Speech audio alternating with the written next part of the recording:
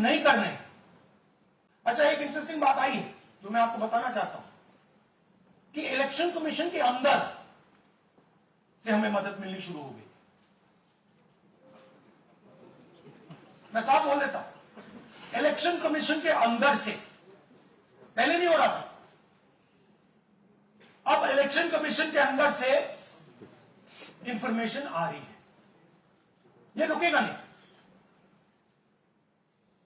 ये रुक नहीं सकता है, क्योंकि हिंदुस्तान की जनता इस बात को एक्सेप्ट नहीं करेगी। एक बार हिंदुस्तान की जनता को, हिंदुस्तान के युवाओं को पता लग गया कि वोट चोरी हो रही है, उनकी शक्ति लग जाएगी। आईएएनएस से आलोक झा, इस तरह से नहीं प्लीज। आईएएनएस से आलोक झा, वो भी मैं आपको दिखा दूंगा, वो भी मैं आपको प्रूफ के साथ दिखा दूंगा, है हमारे पास। हाइड्रोजन बॉम्ब में ब्लैक एंड व्हाइट है। मैं फाउंडेशन लगा रहा हूं, मैं फाउंडेशन क्रिएट कर रहा हूं, है हमारे पास। मैं स्टेज पे बिना प्रूफ के नहीं चलूंगा, बता रहा हूं। राहुल जी, ऐसे ऐसे मत पूछिए please. Last question. Rahul ji, IANS से आलोक झा। राहुल जी इधर, आपने कहा आपके पास आलोक झा इधर सर, कहां है? हाँ।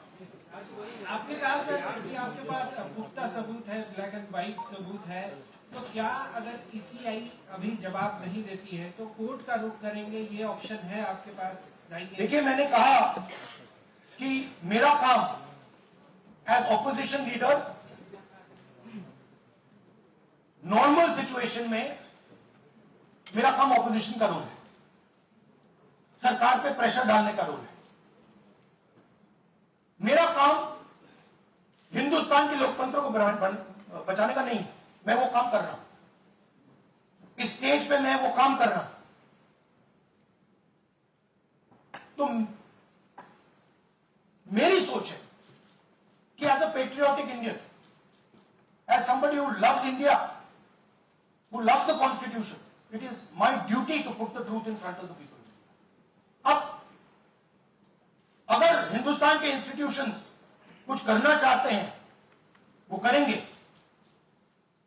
उनमें भी बहुत लोग हैं, जैसे मैंने आपसे कहा, मैं सरप्राइज होना हूं, इलेक्शन कमीशन से लोग आए, इंफॉर्मेशन दे रहे हैं और बढ़ रहा है।